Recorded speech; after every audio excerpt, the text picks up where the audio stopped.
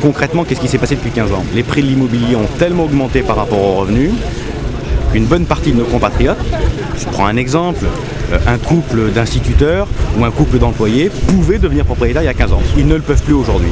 Et l'objet de la réforme, c'est vraiment que tout le monde puisse devenir propriétaire. C'est la France de propriétaires, c'est un vrai projet de société. On fait le choix que les 8 millions de locataires privés, que les 4 millions de locataires HLM puissent eux aussi devenir propriétaires, que ce ne soit pas réservé qu'aux riches. Aujourd'hui on est locataire et tout simplement on a un crédit, on a des crédits en cours. Donc dans le principe c'est qu'on a du mal à mettre de l'argent de côté, même si on respecte notre taux d'endettement avec le loyer et le crédit, on n'arrive pas à mettre de l'argent de côté. Les principales difficultés que je rencontre pour l'accession en fait, à la propriété, c'est tout simplement le manque d'apport que je n'ai pas. Mais il est vrai que le fait de ne pas avoir cet apport, finalement les portes se referment automatiquement. Bien que mes revenus annuels me permettent tout de même de pouvoir rembourser ce bien, mais ça n'empêche que je suis toujours heurtée à la même question qui est je n'ai pas d'apport personnel. Ce que nous ont dit Virgile et Isabelle, ils sont endettés, ils ont des revenus qui leur permettent de faire face, mais ils n'ont pas la mise, l'apport en capital qui permet de construire un plan d'endettement équilibré pour eux. Et le crédit d'impôt que nous avons créé en 2007 n'est pas retenu par les banques prêteuses comme un apport en capital, alors que le PTZ, le prêt à taux zéro, est retenu comme un apport en capital. Dans une zone déjà aussi dense, dans le contexte qui est celui également d'amener au préalable les moyens de transport.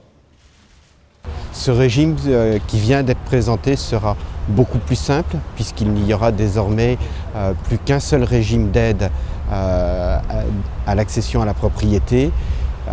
Il prendra mieux en compte les besoins des familles, notamment en étant plus différencié entre les territoires, en prenant mieux en compte la taille des ménages et surtout, il sera pris en compte dans l'apport personnel des gens et leur permettra donc de compléter leur financement par un prêt bancaire.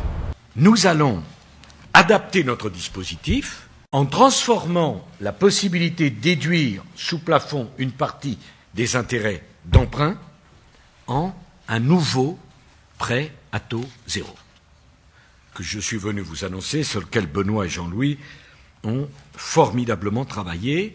Ce nouveau prêt à taux zéro, qui va résoudre votre problème, Isabelle et Virgile, sera présenté au Parlement dans le projet de loi de finances de cette année. Donc ce n'est pas une promesse que je vous fais pour la Saint-Glinglin, c'est quelque chose que Benoît défendra dès le mois de octobre de cette année. Il sera adopté, je l'espère, pour le 1er janvier prochain.